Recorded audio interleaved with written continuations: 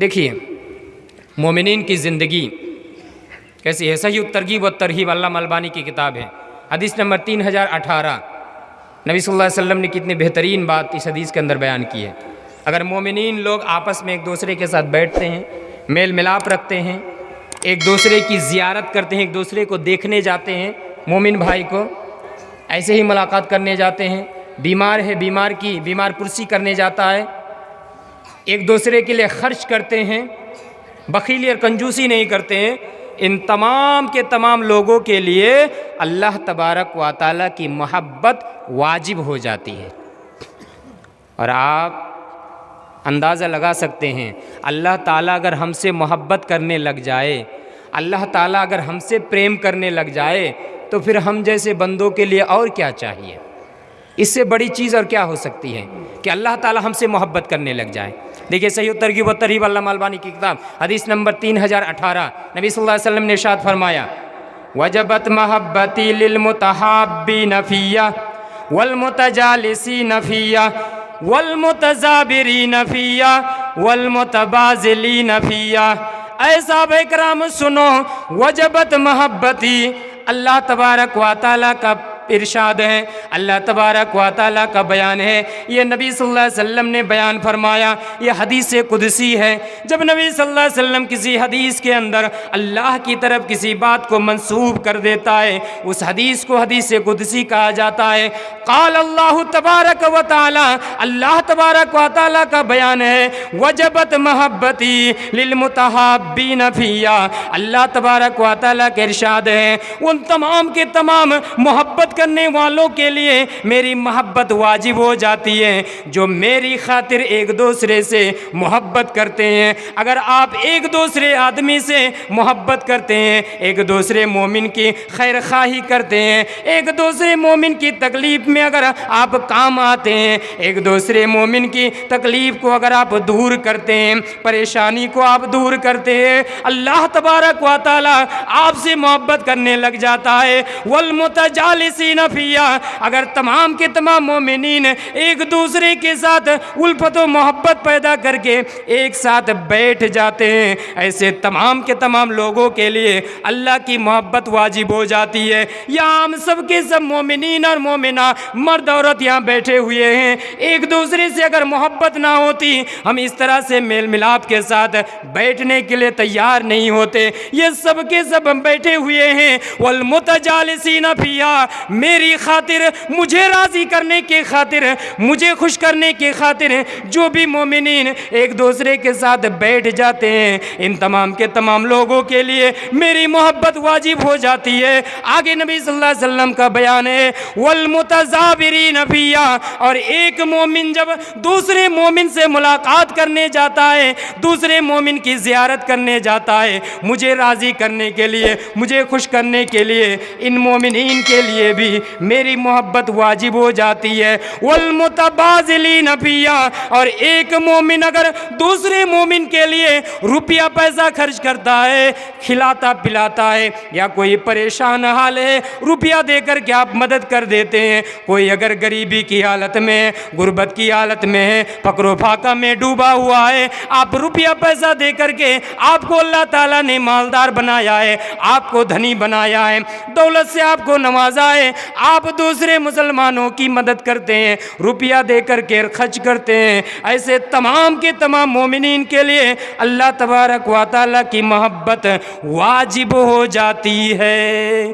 तमाम के तमाम मोमिनीन जो एक दूसरे से मोहब्बत करते हैं, एक दूसरे के लिए मेल जोल बना करके बैठते हैं, एक दूसरे से ज़ियारत, एक दूसरे से मुलाकात करते हैं, एक दूसरे के लिए खर्च करते हैं, ये तमाम के तमाम मोमिनीन के लिए मेरी मोहब्बत वाजिब हो जाती है। और मैंने कहा कि हम बंदों के लिए और इससे बड़ी क्या चीज़, इससे बड़ा प्राइज़ और क्या होना चाहिए कि अल्लाह तबारक व तआला हमसे मोहब्बत करने लग जाए, हमसे प्रेम करने लग जाए, हमें पसंद करने लग जाए। इससे बड़ा प्राइज़ और इससे बड़ा इनाम, इससे बड़ी बख्शिश हम बंदों के लिए और कुछ नहीं हो सकता। इसलिए मेरे भाई और दोस्तों, हमारी ज़िंदगी, हमारा जीवन इसी डगर पर होनी चाहिए कि हम एक दूसरे के लिए जिए, एक दूसरे की तकलीफ़ में हम भी तकलीफ़ महसूस करें, एक दूसरे के खैर ख्वाह बने, एक दूसरे की तकलीफ़ को हम महसूस करें।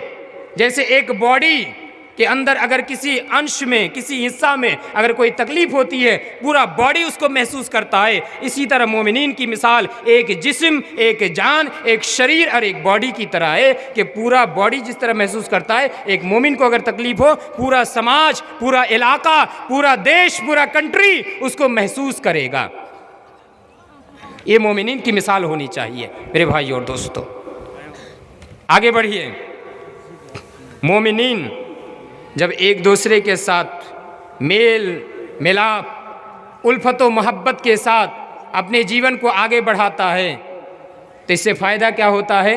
बाहमी मोहब्बत के साथ जब हम आगे जीवन बढ़ाते हैं और ईमानदाराना ज़िंदगी बिताते हैं, इससे फ़ायदा क्या होता है? ईमान की लज्जत नसीब होती है। हाँ, ईमान की लज्जत, ईमान का टेस्ट, ईमान का स्वाद, ईमान का मज़ा मिलता है। आप कहेंगे कि फिर ईमान का क्या मज़ा? ये कोई मीट है, चिकन है, ये कोई फ़िश मछली है, ये कोई खाने की चीज़ है कि उसका मज़ा?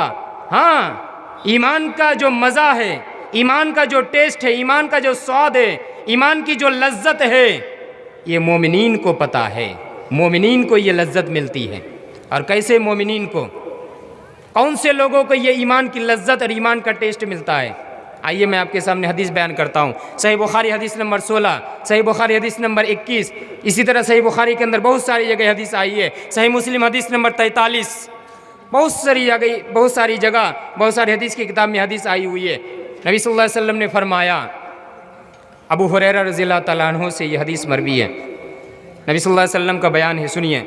ईमान की लज्जत, ईमान का टेस्ट, ईमान का स्वाद और ईमान का मज़ा किन लोगों को मिलता है? सलासुन मन कुन्ना फीहि वजद हलावतल ईमान। 3 किस्म के ऐसे मोमिनीन हैं जिनको ईमान की मिठास मिलती है। 3 किस्म के ऐसे मोमिनीन हैं जिनको ईमान की मिठास, ईमान का मज़ा, ईमान का स्वाद, ईमान का टेस्ट और ईमान की लज्जत मिलती है। नंबर 1, अय्यकून अल्लाहु व रसूलुहु अहब्बा इलैहि मिम्मा सिवाहुमा। नंबर 1 वो मोमिन आदमी कि जब वो अल्लाह और उसके रसूल से मोहब्बत करने लग जाते हैं, अल्लाह और उसके रसूल से प्यार करने लग जाते हैं, तो उस मोमिनीन के नज़दीक अल्लाह और उसके रसूल के अलावा कोई आदमी प्यारा नहीं होता है, कोई आदमी प्रिय नहीं होता है। उस मोमिनीन के नज़दीक सबसे ज़्यादा प्यारा अल्लाह तबारक व तआला होता है, नबी सल्लल्लाहु अलैहि वसल्लम होता है। सबसे ज़्यादा वो मोहब्बत करने वाला अल्लाह से मोहब्बत करता है, रसूल से मोहब्बत करता है। अल्लाह और उसके रसूल से प्रिय आदमी, प्रिय ज़ात कोई नहीं होता है, वो मोमिन है। उस मोमिन को ईमान का मज़ा मिलता है। नंबर 2, व अन युहिब्बल मरआ ला युहिब्बुहु इल्ला लिल्लाह। दूसरा वो मोमिन है कि वो दूसरे मोमिन से मोहब्बत करता है। मिसाल के तौर पर आप किसी दूसरे दोस्त से मोहब्बत करते हैं, ला युहिब्बुहु इल्ला लिल्लाह, आप उससे सिर्फ़ और सिर्फ अल्लाह की खातिर मोहब्बत करते हैं। आप किसी बड़े आलिम से मोहब्बत करते हैं, कोई दूसरा मामला नहीं है।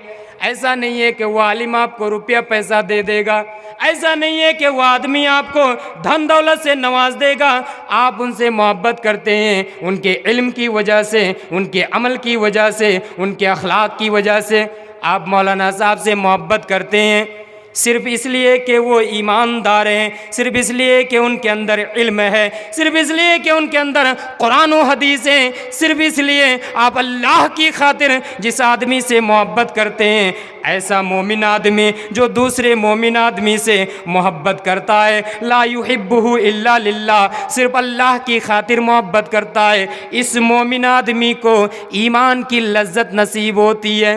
नंबर 3, वो मोमिन आदमी व अन यकरहा अन यऊदा फिल कुफ्र कमा कमा यकरहु अन युल्का फिन्नार। वो मोमिन आदमी कि जब वो ईमानदार बन जाता है, इस्लाम को कबूल कर लेता है, अगर वो काफिर है इस्लाम को कबूल कर लेता है, इस्लाम को कबूल करने के बाद कुफ्र में जाना उसी तरह से नापसंद करता है जिस तरह से एक आदमी आग में डालना, आग में दाखिल होना नापसंद करता है।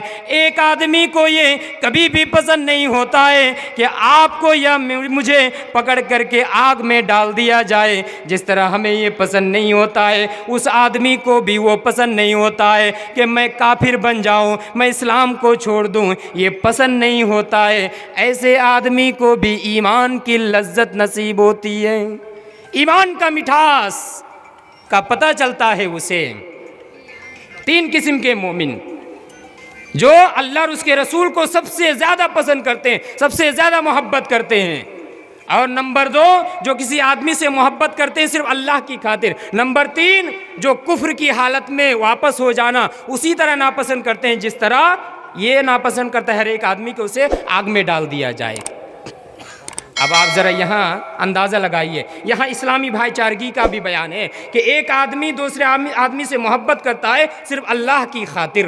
यानी मोमिन का मामला ही ऐसा होना चाहिए कि एक मोमिन दूसरे मोमिन से मोहब्बत करे, एक मोमिन दूसरे मोमिन को पसंद करे, एक मोमिन दूसरे मोमिन का खैर खा बने, एक मोमिन दूसरे मोमिन की तकलीफ़ को महसूस करे और उसकी तकलीफ़ में शरीक हो, हाथ बटाए, उसकी तकलीफ़ को हत्तल इम्कान अपनी मुमकिना कोशिश के ज़रिए से उसे दूर करने की कोशिश करे। ये मोमिन की सिफ़ात, मोमिन की निशानी होनी चाहिए। और नंबर 3 क्या बयान किया गया, बहुत अहम है कि कुफ्र में वापस हो जाना उसी तरह नापसंद करता है जिस तरह से ये नापसंद करता है कि उसे आग में डाल दिया जाए।